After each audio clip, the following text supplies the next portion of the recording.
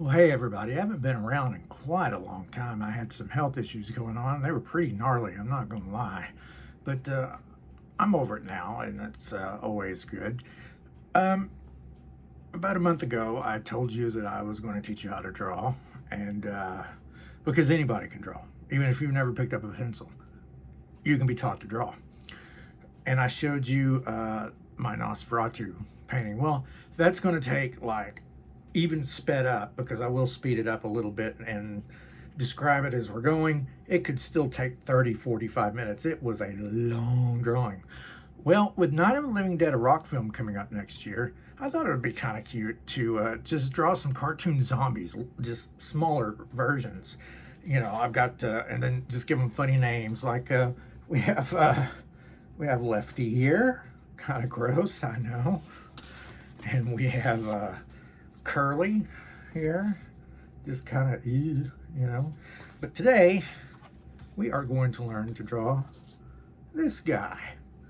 Now look at his name. I did not mean to do a stupid pun. Dawn is the name of the zombie of the dead. And the only reason I did that is because about halfway through drawing this cat, I realized he looks like Flyboy from the original Dawn of the Dead, after he is, spoiler alert, zombified. So this is the guy we're going to learn how to draw. Anybody can draw silly little cartoons like this. Anybody. And you don't have to use the same materials I used. I used pen and ink, watercolor. If you want to use colored pencils, crayons. If you don't want to color it off, you just want to learn to draw the dude. Anybody can learn to draw. It's that simple. So let's take a look at what it took to draw my buddy, Dawn of the Dead.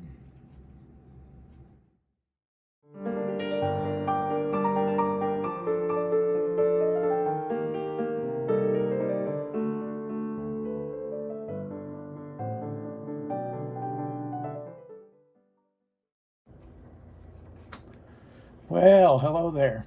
This is Gabe Cook, and I'm going to draw some zombies today, or a zombie. This is my first tutorial. Now, this is just a sketch. In the next year, we're going to do a zombie movie. We have a studio, we have cameras, cinematic cameras, and all that. And we thought we'd do an adaptation of my rock opera of Night of the Living Dead. And one of the ways that we wanted to do this is to offer, you know, neat little prizes for those who would like to help financially get this on its feet. So let's see what we're doing here. First of all, as you can see, I had a very rough pencil outline, and now I'm going through with a waterproof ink pen. I think it's a zebra brush pen. I think, black, very waterproof. I'm not staying very true to the lines and all of that. Let's see. Oh, now we have a Winsor & Newton fine liner. I love these things. And what's more, this one is a sepia color. I've just started in with sepia color, and I really, really like it, especially used in tandem with the black ink. It really helps, especially for skin and facial features, and you know, all of that kind of thing. Now, of course, you know, this could be Flyboy from Dawn of the Dead. You know, poor guy. He just couldn't keep it together. You know, who could blame him?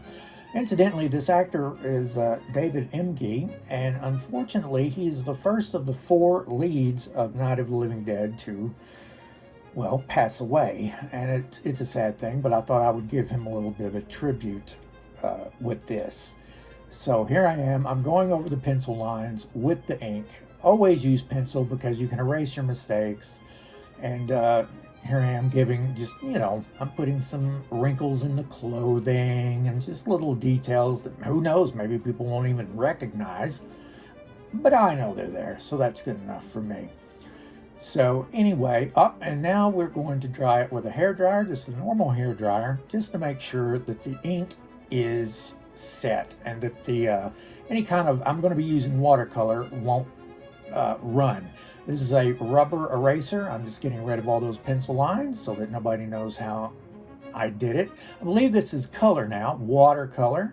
I love watercolor. And I believe, if I'm not mistaken, I'm going to start by giving him actually a natural a natural skin tone.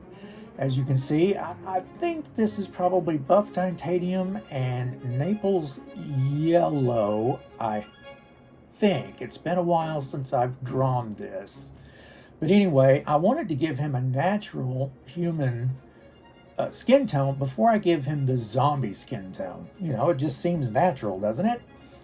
So anyway, I'm doing that, and really, I can't remember what I was using. I know there's definitely Naples yellow. Oh, and here I mess up. He needs some blue jeans. And what blue do I use? I use phthalo. Ugh, phthalo is not a bad color, but I don't know of anybody other than 90-year-old men on the golf course who wear phthalo pants. And I thought, well, I will salvage this by making it darker in the shadows. No, all it does now is make it look like he's had a little bit of an accident, which I guess goes hand in hand with 90-year-old men. But anyway, I'm trying, I'm doing my best, and yeah, the one thing I didn't really like about this was the color of his pants. Now, Flyboy wears a white shirt throughout the movie, but you just can't leave the entire shirt white. You gotta have shadows and highlights. So how do you do that with a white shirt? Well, as you can see, I'm using a very, very light blue. Maybe a cobalt? Maybe an ultramarine, but I don't, no, that's a cobalt, I believe, and very washed out. But if you will notice,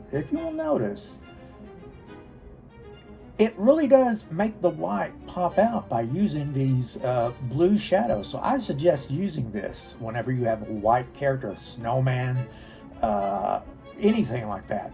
Use a little blue in there to give them some modeling, and it works. It works a treat. I really, really like how the shirt turned out. It's just a wonderful experiment that paid off, I think. And okay, the hair. I believe I'm just using a color called neutral tint. Incidentally, the watercolors I'm using are Winsor Newton. Neutral tint is just a lack of color, and I like it. I don't use black. I don't use white watercolor. So that, okay, here we go. We're going to make sure that everything is dry so we can go on to the next layer of watercolor. And I believe here, yes, now we are going to start giving him his bluish tint. In Dawn of the Dead, the zombies tend to have a blue-gray skin tone, all of them. And I will admit, I've seen forensic photos. I was a special makeup effects artist for 27 years. I did look at some pretty gross photographs, and people do tend to turn blue, but more often than not, they actually turn a very sickly yellow. So when we go to do the movie, I'm thinking of, instead of this blue, we're going to use the yellow. But look how great this turns out by giving him the original human color and then the blue on top of it. Of course, I had to let all of that dry or it would have mixed in, and who knows what Naples yellow and whatever blue color this is would have just, it may be blue ash, which is a new color for me.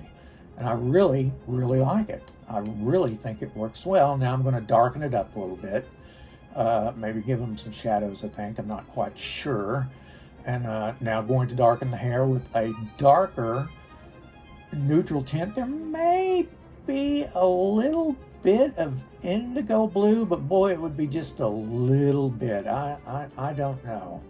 And forgot to do the belt, so I'm just going to give him a black belt and kind of get the most of it finished here.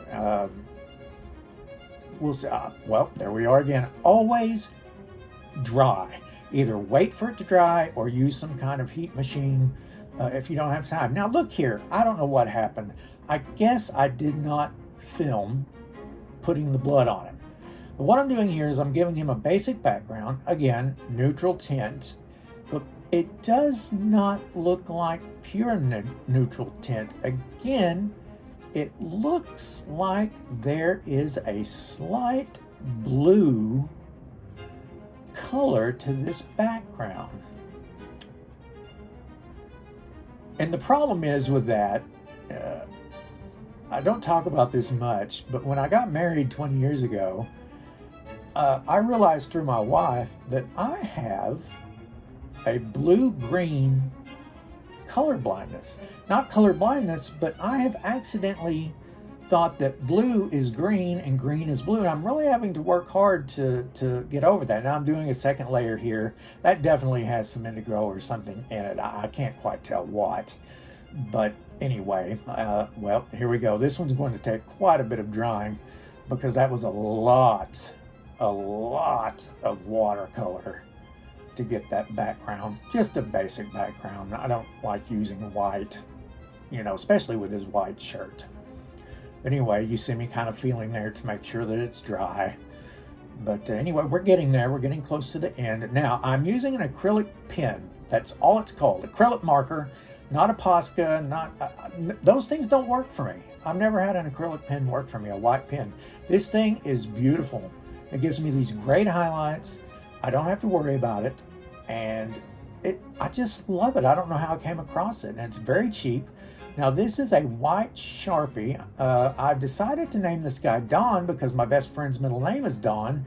And it never occurred to me that I could do a joke with this, Dawn of the Dead. I didn't mean to do it, and it's very, very cliche. Yes, I know, but there you are. I like to give them names. Again, here we're going to dry everything. Make sure that nothing bleeds or floods or mixes, which is very easy. Now we're going to take the tape off. Now look what I'm doing. I'm taking the tape off at an angle. If you don't do this, it could rip the paper, or it could just scuffle the top layer of the paper, and it's not very nice looking, I have to admit.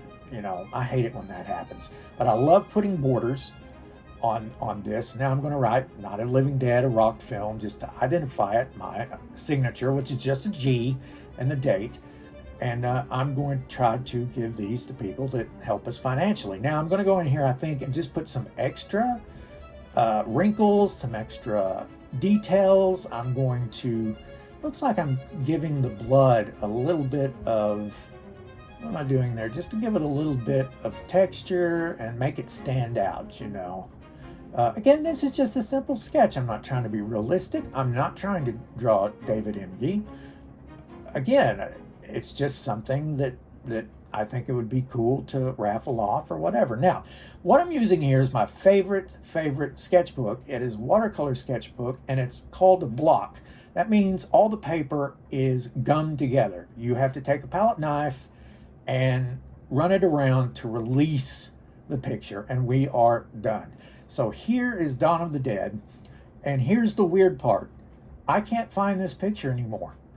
He literally got up and shambled off. I cannot find him anywhere. Anyway, this is Gabe Cook. Thank you for watching.